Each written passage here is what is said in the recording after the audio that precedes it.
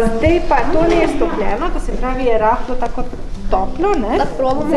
Ja, lahko takole malo pošlatate.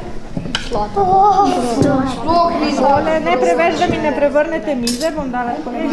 Ja, moram toplo. A kaj diši? Nič ne bo. Bom dala malo okrog. Diši, takole? Ja, pa res. Je kakšen von po kokosu? Zdaj bom pa jaz tole noter prelila, da vidimo, kako bo zdaj to razgledali. Gleda. Ne vem, kako se ga res meni. Je pa da vulkan. Kako pa že zmešam? Ujiš. A ne lahko zmešam? Ja, bomo tukaj Kdo Ivana. zmeša? Vsak. Ne, Ivana bo zdaj prišla sem k meni. Dobre, Ivana. Ja, mi smo začeli zimsko-grajsko dogodivščino. Tokrat smo to temo povezali seveda z našimi projekti, tu je Rodke so tukaj v spredju danes za današnji dan, to se pravi, najprej smo imeli en tak uvod o prepoznavanju žit, no in gostili smo tudi enega posebnega gosta, prišel nas je obiskat pek, Aljaž Novšak iz Sevnice, in sicer kisli pek, predstavil je malo kako on dela svojo pekarno, seveda s tem drugačnim načinom priprave testa, ker ne uporablja kvasa, ampak drži. Predstavil je tudi različne predmete, ki jih uporablja pri peki, tako da smo v bistvu naredili en tak pogovorni uvod na temo žit, no, in pač priprave kruha.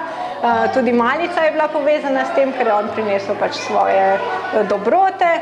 No, zdaj v drugem delu delavnic smo pa pač naredili eno delavnico na temo spet žit, in sicer smo pa pripravili žita, ki smo jih oblikovali tako, da bojo v bistvu nastali žitni piškoti za ptice, ker pač povezujemo tudi nekaj z okoljem, z naravo, da skrbimo tudi za živali.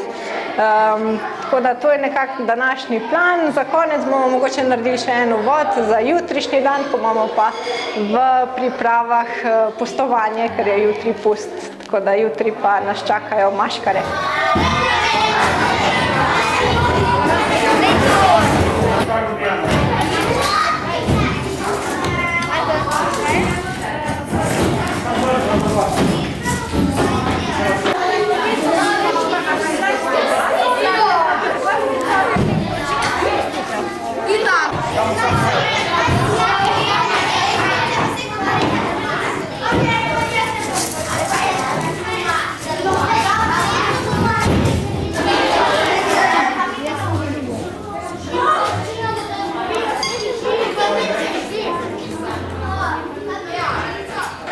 Skratka, topili smo kokosovo maslo, kupili smo mešanico različnih žit, ki so drugače tako namenjena za ptice.